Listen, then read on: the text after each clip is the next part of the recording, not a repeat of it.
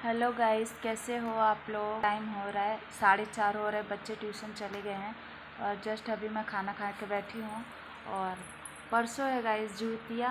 जूतिया जो यूपी या बिहार के होंगे उनको तो पता ही होगा जूतिया व्रत क्या होता है। मैं और मेरी ससु माँ दोनों हम व्रत रहने वाले हैं। तो उसी कल फीवर था और कल दवाई ले लिया था मैंने, तो थोड़ा सा सही था। फिर आपने वीडियो में देखा ही होगा, शाम को हम लोग गए थे घूमने के लिए।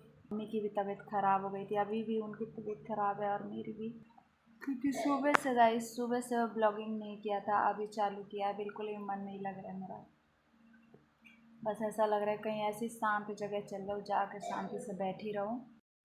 सो गाइस, यहाँ पे देख लीजिए मेरी ननद जाने की वापसी तैयारी कर रही हैं। वो फिर से जा रही हैं, तो मम्मी बोल रही थी कि आज रुक जाओ, कल चले जाना, क्योंकि गाइस परसों है ज्यूतिया और कल जैसे होता है ना नहा खा होता है, तो कल पकवान बनेगा। तो वही मम्मी बोल रही थी कि कल जल्दी ही बना देंगे और लेके भी चले जाना और कल चले जाना। तो वो मेरी ननद बोल रही है कि नहीं, टाइम हो गया। वैसे भी एक दिन एक्स्ट्रा, आज का तो बिल्कुल भी छुट्टी नहीं था गाइस, लेकिन आज भी उन्होंने छुट्टी कर ही लिया था।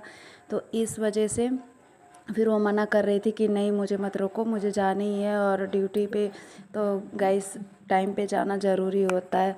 और इधर उनका एक सूट था, तो उन्होंने बोला कि भाभी मेरा नाप ले लो और सिल के तैयार कर देना, फिर जब वो दोबारा आएंगी तब लेके जाएंगी। तो फिर मैं इधर इनका नाप जोप करने लगी। और वैसे रेडीमेड ही सूट है, लेकिन बहुत ही बेकार था गाइस।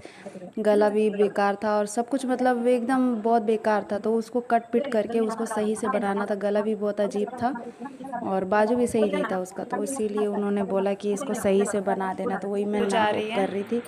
और इधर मधु है, मधु भी जाने वाली है। चलो बाय बाय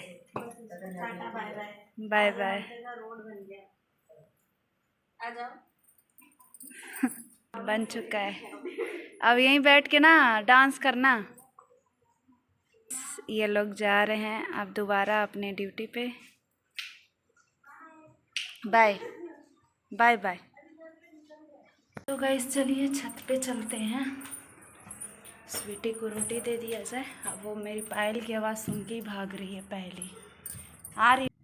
बस बता रही हूँ ना, आज तो सच बता रही हूँ, मेरा इतना ज़्यादा मतलब मूड ख़राब हुआ था। मेरे को मेरे बच्चे की ही ऊपर, श्रेया के ऊपर, छोटी वाली जो है मेरी बेटी, इतना ज़्यादा परेशान करके रखी थी। आज ट्यूशन में इसने बदतमीजी की, ट्यूशन वाले की बात नहीं सुनी और गुस्से में कहीं अलग जाके बैठ गई थी। तो मैं वही डांट रही थी, समझा रही थी। और मेरे को सच बताऊँ ना गाइस, इतना ज़्यादा गुस्सा आ रहा था कि पता नहीं क्या हो गया इसके दिमाग में। कितना भी इसको समझा रहे, पढ़ा रहे, और पता नहीं क्या हो गया कि मतलब ये थोड़ी देर के लिए समझती है, फिर उसके बाद भूल जाती है। और अभी कान पकड़ के सॉरी बोल रही है।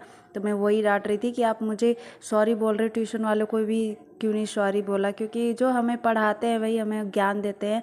वो चीज़ समझा रही थी कि आप नहीं समझ रहे, मैं प्यार से समझा रही हूँ, अगर प्यार से नहीं मानोगे तो मैं बहुत पीटूंगी। तो मैं उसको गाइस सच बता रही हूँ ना, प्यार से समझा समझा के मैं थक चुकी। इतना ज़्यादा मतलब पहली बार मुझे इतना ज़्यादा गुस्सा आया ना कि क्या बताऊँ मैं मुझे जल्दी गाइस गुस्सा नहीं आता बच्चों के ऊपर, तो खास करके बस डांटती हूँ, लेकिन कभी हाथ नहीं छोड़ा। लेकिन आज मैंने इसको एक थप्पड़ भी मार दिया था, क्योंकि गाइस बिल्कुल भी बात नहीं सुन रही थी। बोलते हैं ना, ज़्यादा प्यार दुलार बच्चों को बिगाड़ भी देता है। तो इसलिए दुलार भी उतना ही करो जितना कि मतलब सही रहे। तो इसलिए मैं इसको डांट फटकार भी कर रही थी, क्योंकि गाइस दुलार बच्चों को बिगाड़ भी देता है। तो ये अभी मेरे से सॉरी सॉरी बोल रही थी, और मैंने यही बोला कि जब तक कि आप अपनी काम सही से नहीं करते तब तक मैं आपसे बात नहीं करूँगी। तो गाइस ये यहाँ से छत पर से सीधा नीचे गई और अपने मन से ही बुक लेके बैठी और काम हम कंप्लीट किया इसने। नहीं तो गाइस